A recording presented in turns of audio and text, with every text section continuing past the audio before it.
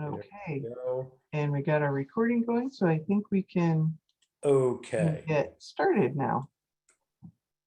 Okay. Well, I want to start with a video that time didn't allow to show last week. We talked about propaganda and what are the, what's the objective behind it and that sort of thing.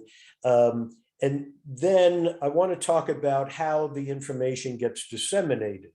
Now, first, we're going to talk about broadcast and, you know, what's involved there.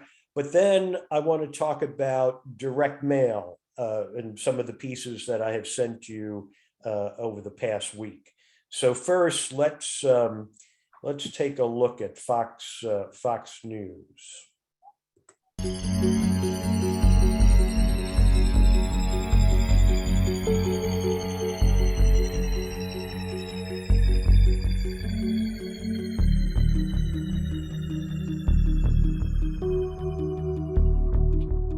People are faced with critical choices about the future of the country when they go into the voting booth. And I go in, and I have been, through the course of a campaign cycle, subject to false, distorted, caricaturing, and I may not even know where it's coming from because often there's an echo effect off places like cable and like radio, and those wrong pieces of information are repeated and repeated. By the time it reaches me, I don't even know what the source was. This is the environment we're living in, and it's fundamentally undermining democracy, which is based on knowing some good and solid information so I can make an informed choice.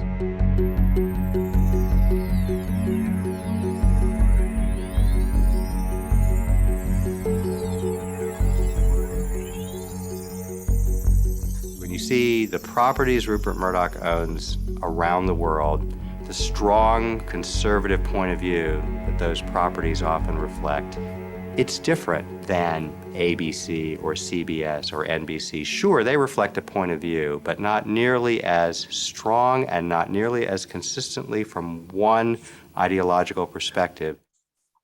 Murdoch actually bought the station in 1985 and actually left us alone for at least the first 3 years of his ownership, partly because we were so successful and prosperous that there was no reason to monkey with us. At WTTG, our success insulated us to a certain degree. And it was kind of like being in an office and seeing people come down with the flu around you. We knew the flu eventually might reach us, but we were hoping if we took enough vitamins that we'd never catch the flu. It was clear during those years that Murdoch, who had absolutely adored Ronald Reagan, adored him, had a lot of admiration for the group of Republicans that controlled Congress and certainly on Capitol Hill. We received an order from one of Murdoch's apparatchiks, if you will, that we should cut away from our newscast and start carrying a fawning tribute to Ronald Reagan that was airing at the Republican convention. We were stunned because up until that point we were allowed to do legitimate news, and suddenly we were ordered from the top to carry propaganda, carry Republican right-wing propaganda. There was a cultural underpinning to what Murdoch wanted. Race issues, AIDS. I constantly remember complaints that there was too much being done on AIDS. He also couldn't stand the Kennedys. Ted Kennedy was a longtime opponent of Rupert Murdoch, and one celebrated occasion, we were ordered to run a long, uncut piece from a current affair that was rehashing the whole matter of Chappaquiddick.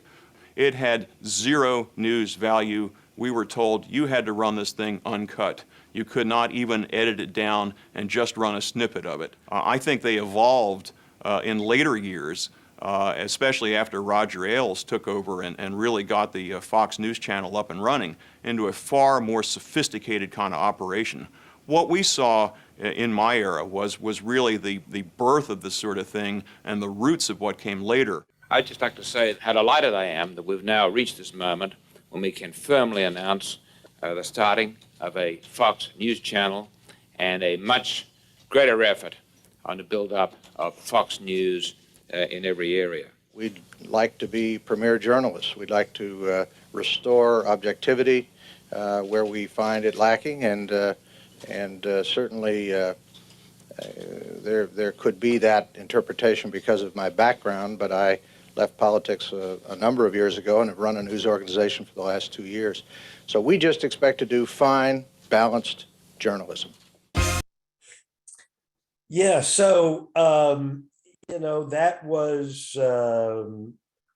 that becomes a major outlet for distribution of what is propaganda material. And, you'll see that Fox will say, wait a minute, we have a separation between our news operation and our entertainment operation.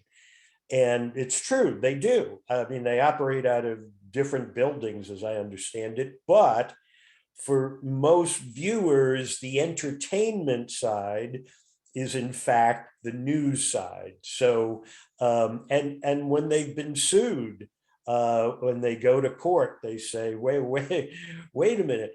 No one would believe what Tucker Carlson is saying. They know that that's the crazy talk. But the fact is that people don't know that. And if you look at the materials that I sent you in the past week or two about the direct mail propaganda that gets distributed, one of the items that I sent was about electric vehicles. And it makes the argument that if we all went to the green technologies and we went to electric vehicles, if everyone drove an electric vehicle, it would crash the electrical grid across the country. Now, on its face, you might say that's nonsense. But for a lot of people, it's not. It is, whoa, wait, I didn't know that.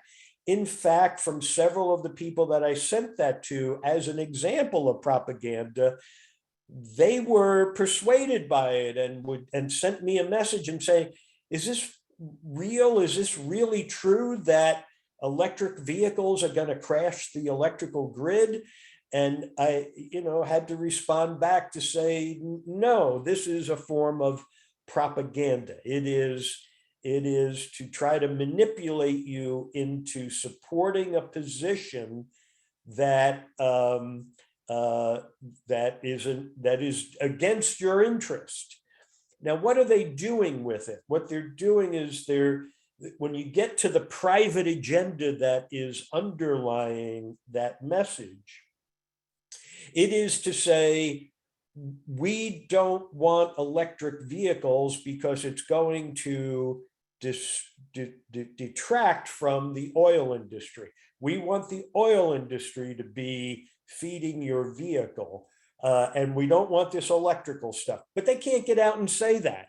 We don't care about the environment. We don't care about the global warming.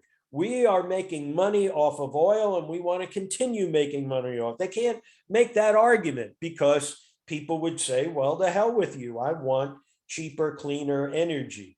And so instead of making that argument, they transform it they reframe it. And they reframe it by making this argument that if we all switch to electrical vehicles today, it would crash the grid. And these arguments, these messages contain just enough legitimate information to make it seem as if the whole communication is legitimate. And they'll quote people from institutes that are smart sounding institutes that are actually public relations operations in service of the private interest and the private agenda. So I have some more that I'm going to send to you, and understand what I'm doing is I'm sending it to you as examples of propaganda. And the thing about direct mail is that it started with a guy by the name of Richard Viguerie back in the 1960s. And he was a right-wing person. He was a Joe McCarthy person. And he wanted to rebuild what was labeled as the conservative movement. Understand, the word conservative has a lot of different meanings. And so it became the umbrella for what was a radical agenda. But it's a radical agenda under the umbrella of conservatism. And so, and it was, and the agenda was of people of great power who wanted no government regulation. They wanted the government only to go and fight wars for them. They didn't want the government regulating anything. And when we came out of World War II, people loved America. They loved their country. It was very much government was involved in the war production machine that defeated Nazi Germany. It was run by the American government. If you were a private business, MBAs from the Navy would show up at your place to, if you were producing anything for the war effort, and they would review your management and they could tell you what you had to do differently. And so it was very much government run. And so these power people did not want that anymore. And they mounted a campaign from the end of, it actually started before the end of World War II, to make people not trust the government so much. So that by 1958, we had over 70% of Americans trusted their government. Through the apparatus of propaganda, they have been able to bring us to 2017 when less than 20% of Americans trust their government. It's been very effective. And so direct mail became, it was a key mechanism for them, because it meant you could send your message without it going through any filters. You didn't have to go through news reporters. You didn't have to answer questions. All you had to do is just send it directly to the person you wanted to influence, and they would frame it in a way that made it seem as if it was in their best interest to hate their government. And they've been successful at it. Now, when electronic internet comes about and we now have email, that direct mail system went on steroids. And so you can see in these emails, they've been cut and pasted many times, and you can see it in the email because there's the lines on the side that show you how many times it's been forwarded. But this becomes the distribution network, direct email and direct mail. And they now, since we now have cable and multiple outlets for communicating with their audience, we now have it distributed through social media. The Russians have certainly tapped into that. When James Comey was the FBI director, he informed the Republicans that the Russians had gotten into their email system to be able to distribute propaganda, and it was very effective, and it still is. So you have cable news, or whatever you want to, cable entertainment, direct emails that are flooding us with propaganda to turn us against our own government and for other purposes. And what they are doing is tapping into ideas that are already in your head. How do they determine that? Well, they conduct, let's see if I can get this to work. Come on, there you go. They conduct surveys such as Terry talked about last week, questionnaires, focus groups, all those kinds of, and it's all predicated upon statistical analysis. And the key theorist for statistical analysis is Chebyshev. Chebyshev's theory is that if you select a random population from any group, from any population, Republican voters, Democratic voters, New York Mets fans, whatever that population might be, if you take that population and you randomly select a group out of that, that group will then speak for the whole group, will represent what the whole group thinks. And what you do is you, as the theory says, most people are going to be in the center of the normally distributed bell curve. And that you will then have people who are 1 and 2 and 3 standard deviations from the mean being the average, that will differ from the average person. And so what they're looking for is, what is the bulk of the population and how do I appeal to it? What do they think? What are the biases in their heads? And why I want to know what those biases are is so that I can frame my argument in accordance with what's already there, and I can twist what I'm actually saying so it appeals to them when it may be directly against their interests. So when it comes to universal health care, which you would think would be in the interest of somebody who's poor and doesn't have health care insurance, what I don't go out there and say I'm against health care because it's going to take care of poor people. I can't say that. That wouldn't make for a great campaign. What I say is, I think healthcare should be between you and your doctor, and the government shouldn't get between you and your doctor. Oh, I agree with that. I don't want the government between me and my doctor. I'm against universal healthcare.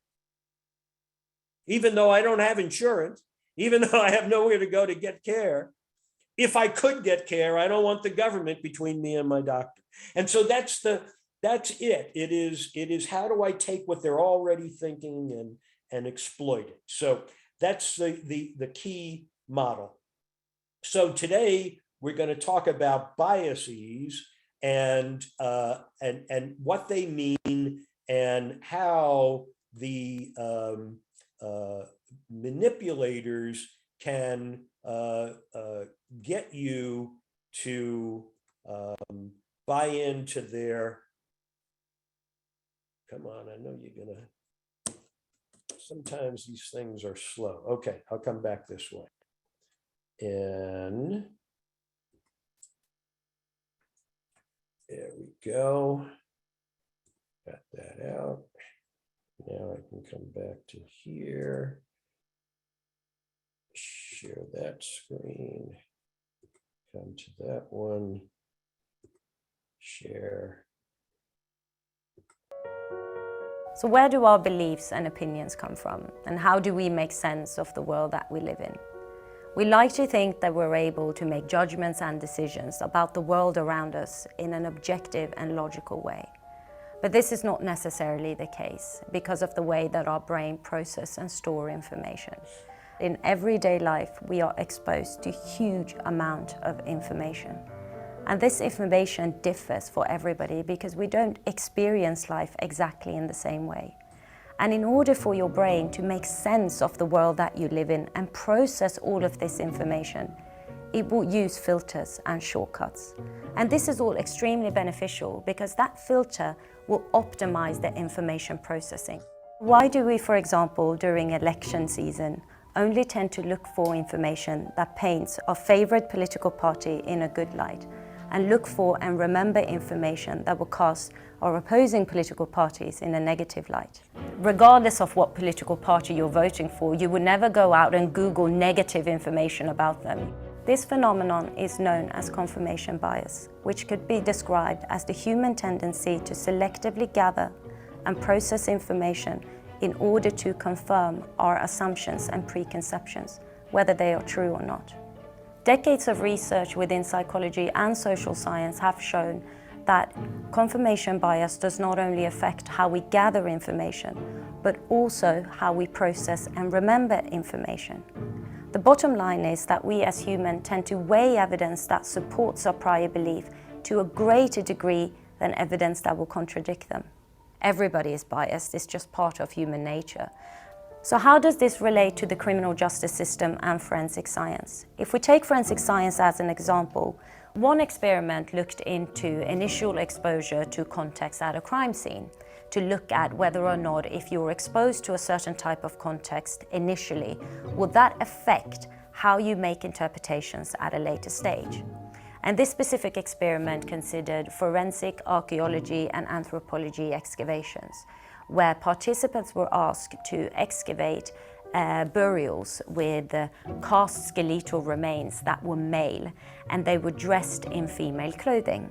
And what happened was that the students who excavated the skeleton that had female clothing, later on when they were asked to assess that skeleton, it affected the way that they interpret that male skeleton compared to, for example, the control group and the people who were exposed to gender-neutral clothing, showing a difference in the interpretation of that same skeleton.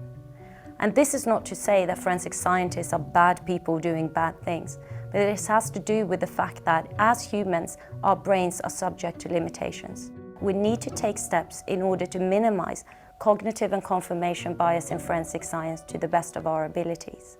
One proposed way of doing this is to shield forensic examiners from irrelevant contextual information that could be of a biasing nature. For example, if the suspect has confessed prior to you looking at the evidence, you don't necessarily need to have that piece of information when, for example, evaluating the fingerprint or looking at the skeleton. What happens at the crime scene will follow up all the way through court. So if you get it wrong at the beginning, it's most likely going to go wrong all the way. And taking a more holistic approach to these types of phenomena is extremely important in order to understand the whole process. It's not enough to simply just have the knowledge of cognitive biases. Education alone will not combat cognitive biases, but there are procedures that we could implement within the forensic science process that could help us minimize and to some extent control that we don't get affected by these.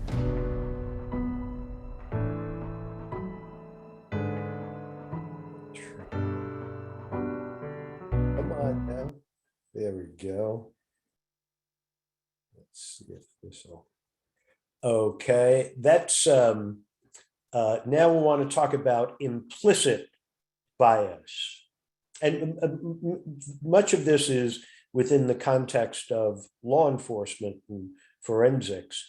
A very critical issue when we're in the criminal justice world is for investigators to understand biases, their own, because it's very, very difficult to recognize and to control. So to understand unconscious racial bias, we need to understand a little bit about how our brains work. Our brains learn through associations. They make quick, unconscious, and automatic associations in response to a stimulus. And the reasons our brains do this is because they're efficient information processors.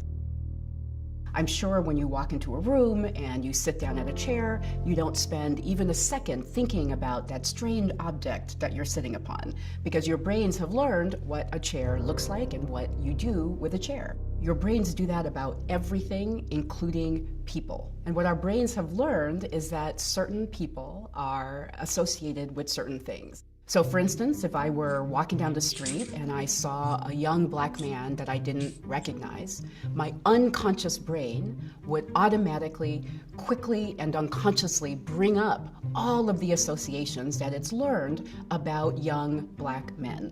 Most individuals, regardless of our race, associate young black men with criminality and dangerousness. And even if that unconscious association would conflict with my own conscious egalitarian beliefs, it would still influence my behaviors, my judgments, my perceptions in ways that I would be completely unaware of and therefore unable to control. Although I myself am a woman and I'm Korean and I'm black, I had all of the unconscious biases that most people of all races have.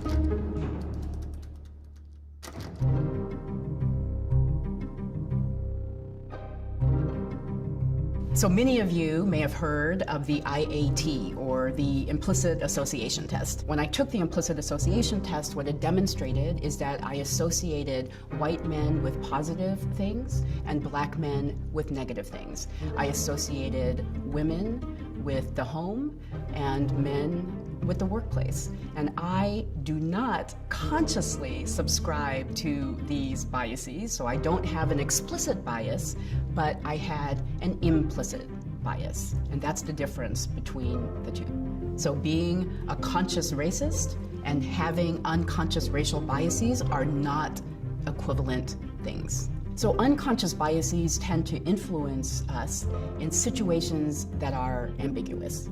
And so when a situation is ambiguous, your brain will fill in the missing pieces, and often it will do this with the unconscious associations that it's learned. And as a result of that, you might treat two people engaged in identical behaviors differently. So these unconscious biases can influence every actor within the criminal justice system, regardless of whether you're a judge, a prosecutor, a public defender, or a juror. Every actor within the criminal justice system will be influenced by these unconscious biases. So what can we do?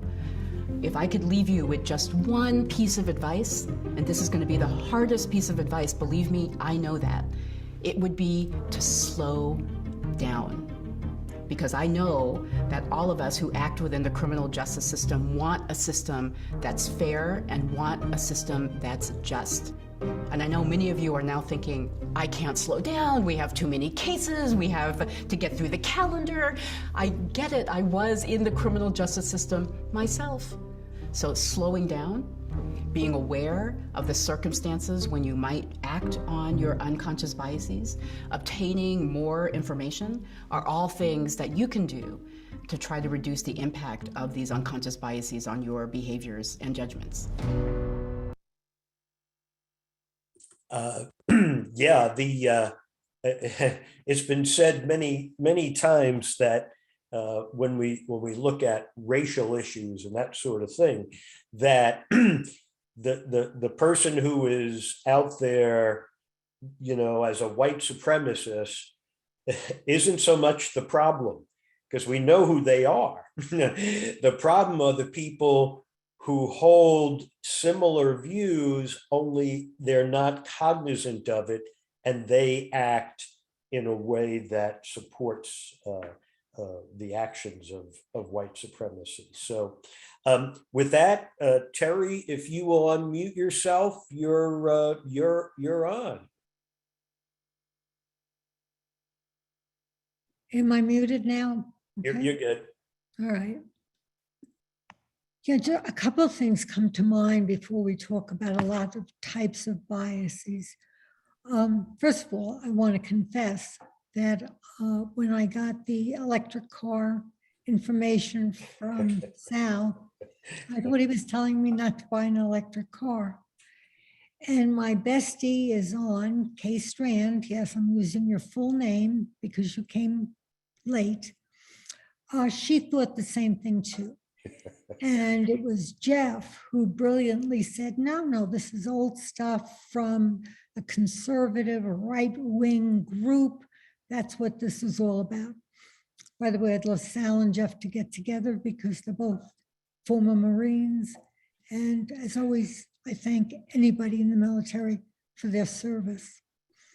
There are a lot of therapists who don't like to read intake notes because they feel that, if they work for an agency, someone does the intake, someone does a few things, they note it down, and then by the time the person comes to the therapist, the person has answered a lot of questions, and there's a lot of things known about the person. So a lot of therapists won't read that because they feel it tilts them, it gives them a bias. I had a student once, I'm going to take a sip. I take 5,000 pills, so I have a dry mouth, which I've mentioned to you before. I had a student, we were talking about LGBTQ matters in class. And she said, I am totally without bias. I have no prejudice whatsoever. But when it comes to adoption, that's where I draw the line. And that's kind of what Sal was speaking about. The ones who we know are biased, the ones that we know are prejudiced, we can deal with that. But the ones that don't know themselves that they are, a lot of buttons are pushed and you don't know at the time that you're getting a button that's pushed. Sal pushed a button of mine, and I think someday he may mention it. He said he wanted me to imagine that Hitler was not an anti-Semite. And then he went about talking about how, propaganda can develop and you really aren't against a people, but if you feel that that would draw in most of the people, you would then exercise some things that would indicate that you were. And I told Sal I couldn't imagine it. I absolutely couldn't go from imagining Hitler not being an anti-Semite, because there are some categories of people that they're more than outliers. It's just they're purely evil. And as far as I'm concerned, they don't fit any sensible bell-shaped curve as to why they might do something that really doesn't indicate who they are. But I don't want to digress further. Everybody is biased. Everybody's a bigot. Everybody is prejudiced, period. It's the truth. And some people will go around and they'll say, I am not biased. I am not prejudiced. When it comes to Black people, I don't even notice when I'm talking to someone who's Black. That's absolutely nonsense. You see the person's Black, you notice it. And there's not anything wrong with noticing it. It means that your eyesight's pretty good. But some people in their declarations of I'm not biased, I'm not prejudiced, don't really know what people would say who truly may not be. For example, I think his name is Kennedy. Is he the senator from Louisiana? He turned to Judge Jackson, someday she will be Justice, Judge Jackson, and he praised her because she was so articulate. And everybody that heard about that said, oh my God, that was such a racist comment.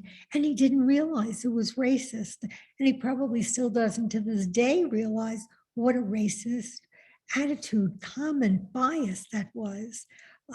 She's a judge. Of course she's articulate. She's up to be a justice of the Supreme Court. Of course she's articulate.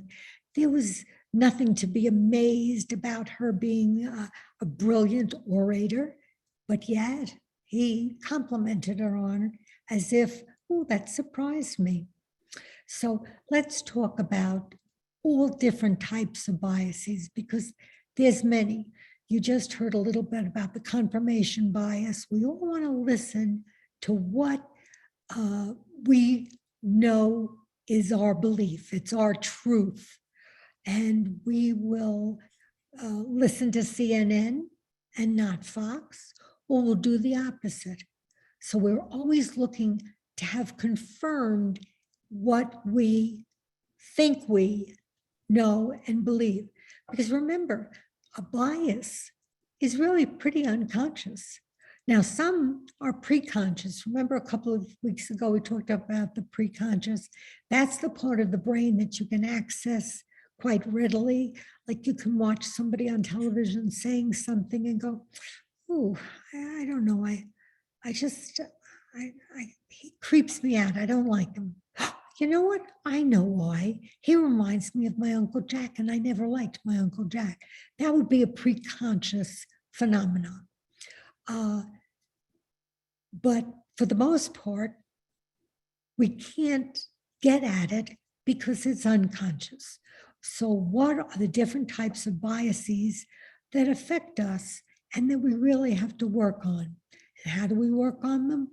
We work on them by inventorying, don't know if I'm making up a word, ourselves, and we start to appreciate, okay, I associate this with that.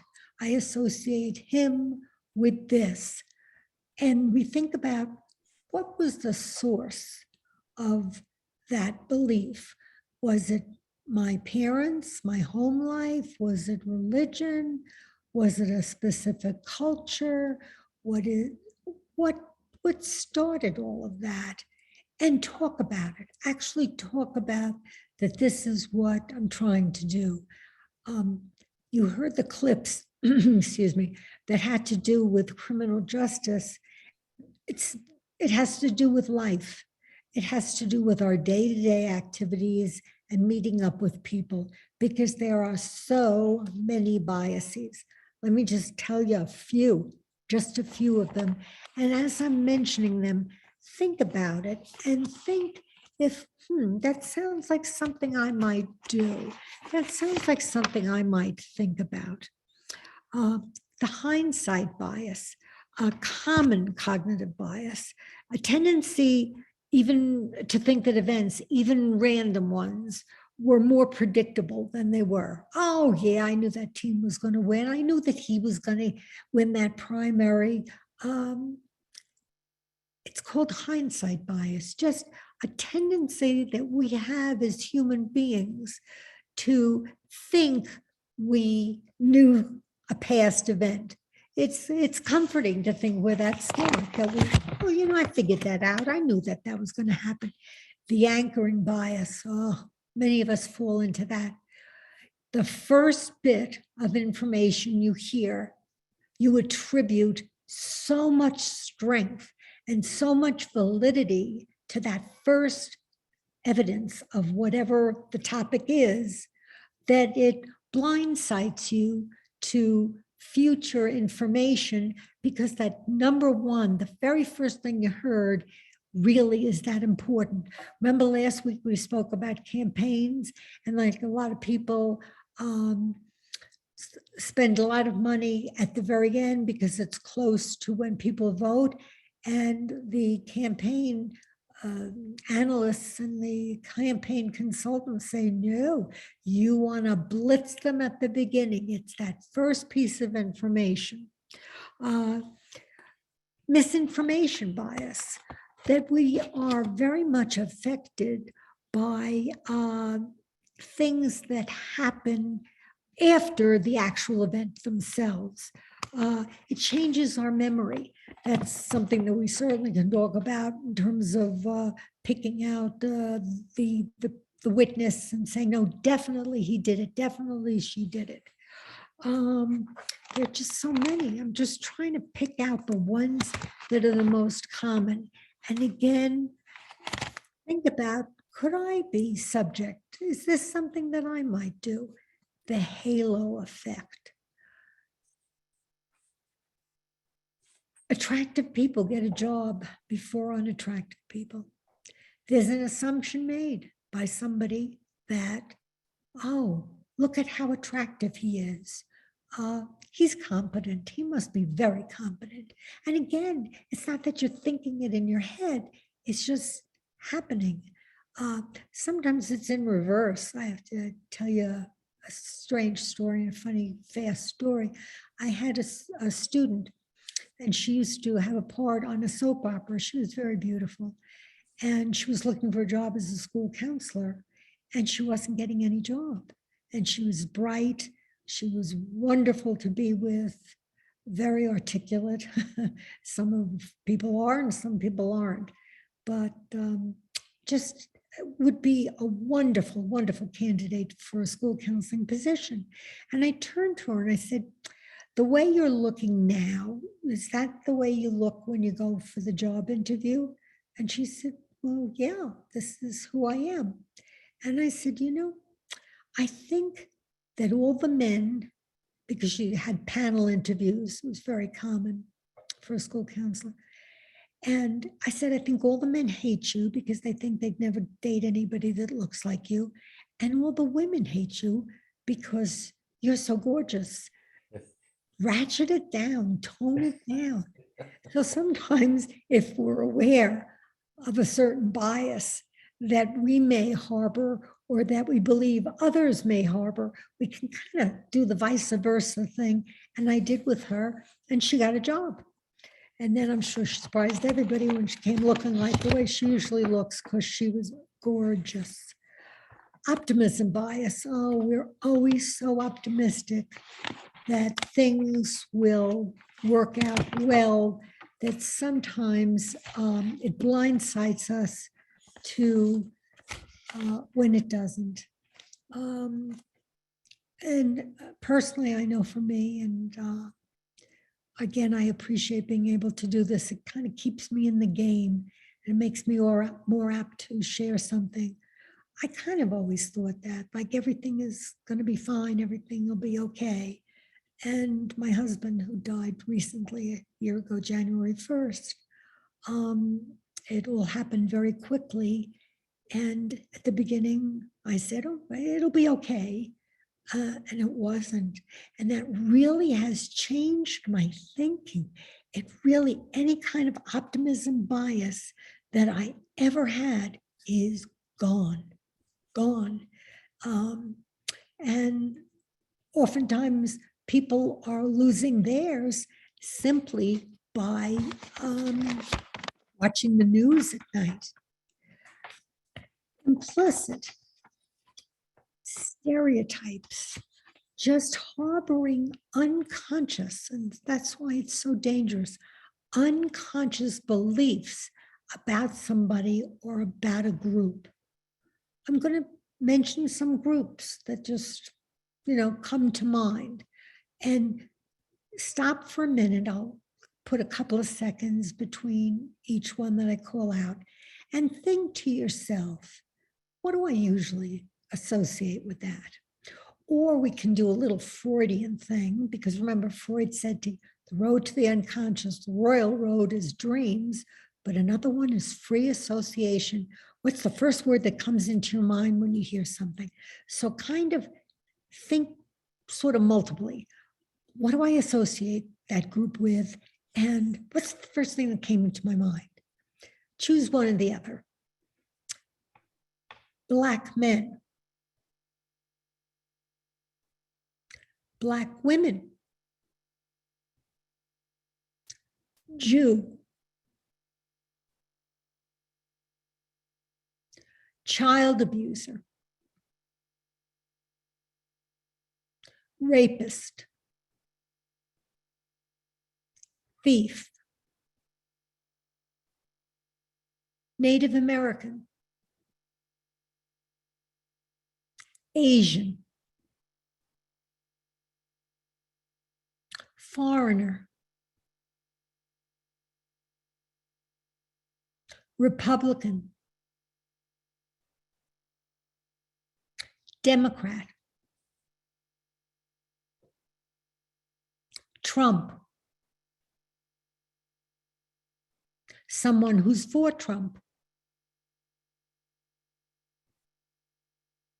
Biden.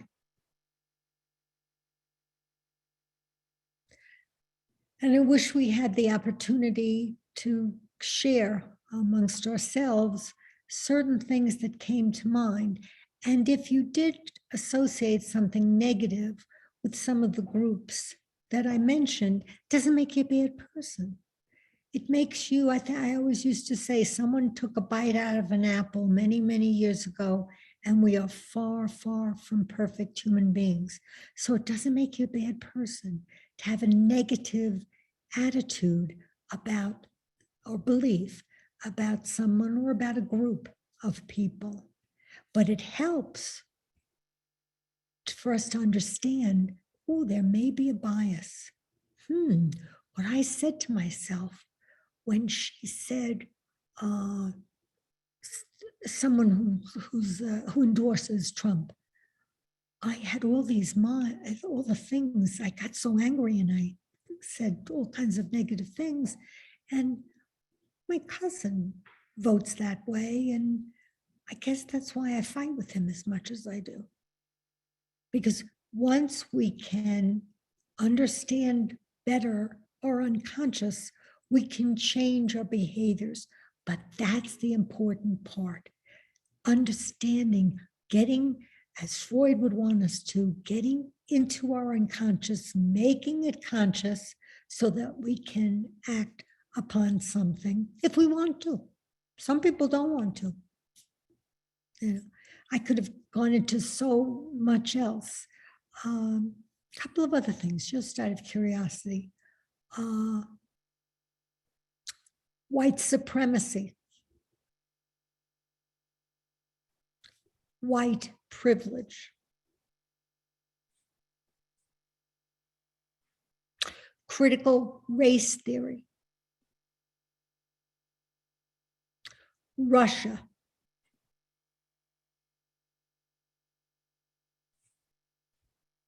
so isn't it interesting? You name the group, you name a specific individual, we all have that stuff. So think about what you free associated it with and ask yourself, is that something I'd like to change? Or is that something that's, hey, that's who I am, and I really don't want to change?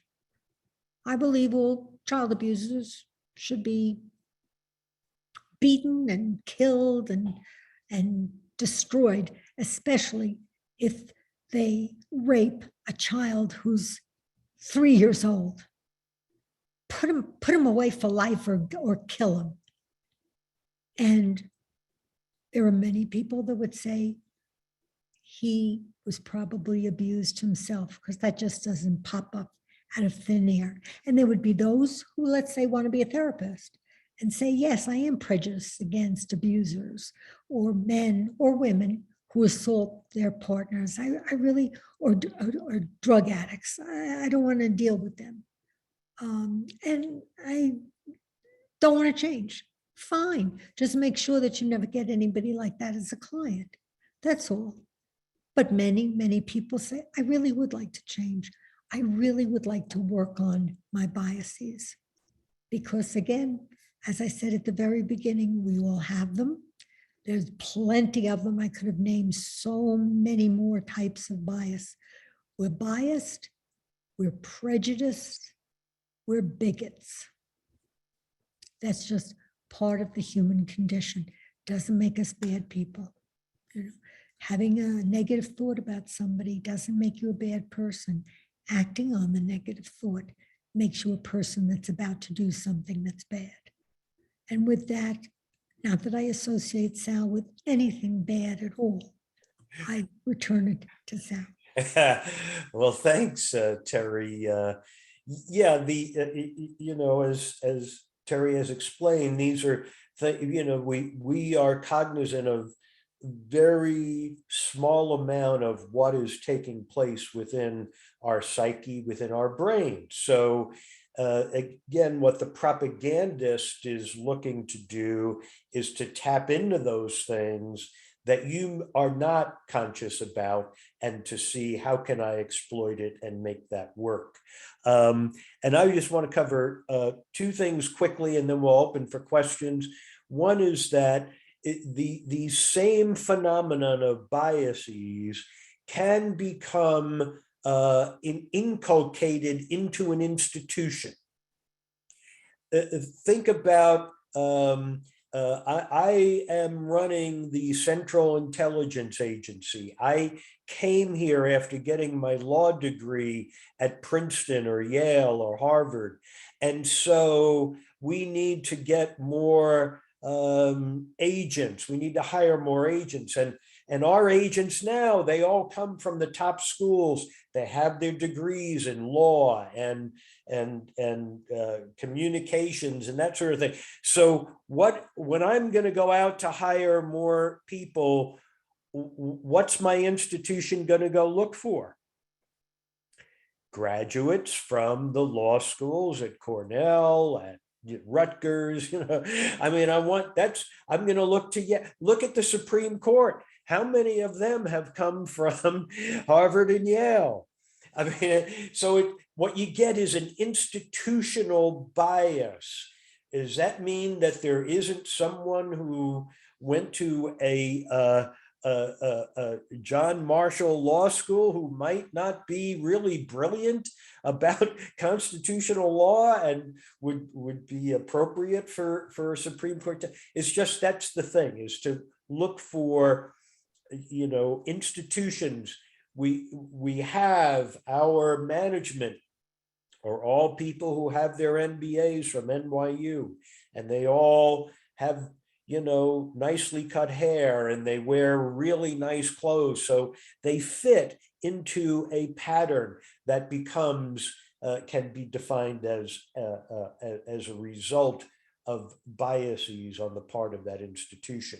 And then when this phenomenon is not just with one institution, but it permeates throughout the system, throughout all of education, that we only take people who have SAT scores at 1600 and above, who can get into the top tier schools. Why is that? Well, you look at the whole system. They come from homes where they can have tutors who will teach them how to take a test. They go to private schools that are going to groom them for taking the test. So we have a systemic bias aimed at a particular class of people. So it's these biases apply on multiple levels. There isn't one, it's not as if we can go and give you a blood test and it'll come back and say you have racial bias. That's not, they all kind of flood together. We break them down for the purpose of analysis so we can better understand them. But in any one person, there'll be a mix of many different kinds. Can I say something, Sal? Sure. Just on top of what you just said, how many people, when they saw Judge Jackson and they heard of her wonderful credentials, Harvard undergrad, Harvard law, thought to themselves, she's a product of affirmative action? Sure. Again, that's right. I mean, it's what's the narrative that is already there that plays out? And so it's very important because it's not just to make you aware of it, it's to make you aware that propagandists, this is the heart of their work. Find what's already ticking in there that we can exploit. Remember with Hitler and Goebbels, they didn't force any new ideas on people. They were tapping into things that were already there. With that, Lauren, we can open up for any questions, comments that anyone may have. So we're gonna, people can put their videos back on. I'll do mine as well. And if you have any questions or comments, use the raise the hand feature or throw your question into chat and we'll get to you. I just think that this was a fascinating kind of add-on to the last class we had about memory and how those are affected by certain things. I'm imagining that this is all interrelated in some way or fashion. So, okay, people, ask your questions. Okay, let's see, Margita? Yes. So my question is, Terry, you had said that people who are aware of their biases or become aware of them, they can either choose to keep them because they really like them and believe in them, or they could change them. So how would you change them? I thought that last time, I believe I heard that you fall back into the prior bias. So what are the techniques that humans can activate to counteract those biases or change them? It comes to the underpinnings of cognitive behavioral therapy. We all play tapes in our heads. We all play the tapes. And once you recognize what tape it is that you play, if it's a tape about being biased against a certain group, you can, and I always ask my class to do this, go to YouTube and I don't know if I told this group, and Google Bob Newhart, Stop It. It's very funny. It's just a few minutes long and it's really funny. But basically, we got to stop it. You got to stop it. You got to challenge yourself. There I go again. There I go again, thinking that this brilliant woman who's up to be a Supreme Court justice wouldn't have gotten into Harvard on her own merits, that she was a product of affirmative action. There I go again. Stop it and challenge it. Challenge the thought. Would I think that of everybody? So in other words, anybody that is an ethnic minority in this country, if they're up for a big job, they're only up because of quotas. That's a terror. I don't believe that. You know, challenging and listening. The gal, excuse me for a minute. The gal in one of the videos that said, my best advice to you is slow down, slow down, slow down your thinking, talk to yourself, and challenge the bias. So as I said, some people don't mind that they have a bias. I don't think that I would want to work on someone who's a neo-Nazi. I'm biased against that person, and I don't care that I am. How do you even, excuse yeah, me? Yeah. Terry, excuse me, how do you even get to the point of becoming aware that you're biased? Just by doing That something. seems very hard to me. It is, but again, just even the exercise that we did for just a few minutes when I was talking, see what comes to mind when you think of a certain group or a certain individual. Slow down and just take some deep breaths and think, what's all the stuff? And just free associate. Don't censor yourself. If something crazy comes up, that's okay too. Good.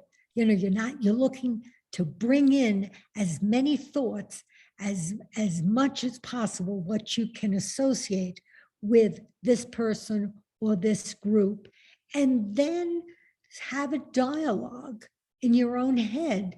You're a jury and you're a jury of one, and you want to convince yourself that anybody who is a member of a minority or a disadvantaged group in this country, the only reason that person gets ahead is because the government insists upon quotas. But you want to challenge that, and you challenge it. But slow down, good breathing, and just see where your mind goes. Just see where it goes. And sometimes your mind will go to something totally different, and that's fine. Bring it back. Bring it back. That's what meditation is all about. Someone said, I can't meditate because I'm always, my mind is always going elsewhere. I said, yes, of course it is. All you have to do is bring it back. Give yourself permission to have your mind go elsewhere. Bring it back. Give yourself permission to have this type of bias, but you want to work on it. Thank you. Penny and Dean? I put up my hand too fast without thinking, but I did have a comment that Hugo Black, great Justice of the Supreme Court, went to the University of Alabama. Get that one. And I have a couple of comments too, as you can choose to or do fuss at me about or not. One was in the discussion by or the presentation video, the lady talking about IAT kept me on the edge of my seat because of the music. It was I was so, oh my goodness, this is something serious, and I'm so scared now. But and another thing is, I remember being reminded in college from a mentor that our stereotypes can not only be negative, we can also have positive stereotypes. Mm-hmm. And if we are to engage in truth finding, we have to recognize those things that we do, that comes into play too. Anyway, just those two comments. Yeah, just what, positive biases. There was a Law and Order episode where they have this, young, attractive woman who seems real nice, and it's a murder case, and the detectives bring her into the squad room, they interview her, and Ray, the detective, comes out and speaks with the lieutenant, and he wants to let her go, and the lieutenant is not, wants to see her arrested, and Ray says, "Oh, come on, LT. Does she look like a murderer?" And the lieutenant looked at him and said, "I don't know, Ray. What's a murderer look like?" And that's a classic police interaction, because again, as Terry talked about the attractive woman, the attractive person. Wait a minute, they wouldn't do something like that. And what in my career, I think one of the things that always was really had an impact on me is that I always thought of murderers as being that they would look like really angry, aggressive people, and how normal they looked. And and I realized, you can't judge the book by the cover, but certainly we all have that tendency. Remember the woman, like it was decades ago, and she was a school teacher, and she molested, because that's what she did, one of her students, and she didn't get a prison sentence because she was too pretty. And that's what the paper said.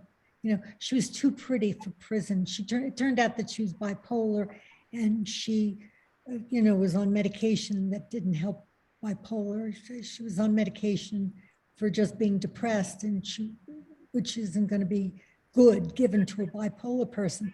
But she actually didn't get prison time because she was so pretty. Look, the child sex abuse case involving priest in the Catholic Church. Understand the child sexual assailants are a very small percentage of the population, less than 1%.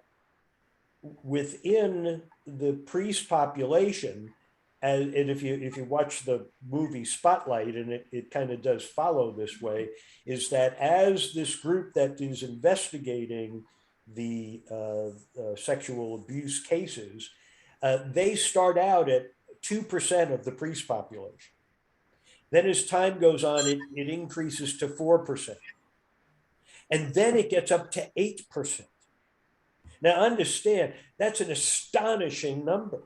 That is so way out of proportion to what it would be in the general population. But people within the faith resisted accepting that there was a problem. Why? The bias, because wait a minute, this is a priest. They are connected to God, and it can't be true, no matter how much evidence was presented. I'm going to ask too, can biases be, we've talked about a lot about like personal biases, but can they be affected by, for instance, a region of the country that you live in? I feel like that I've lived in several places in the United States, and biases in different areas seem to be quite different. Well, that's the idea of institutional bias in systemic bias.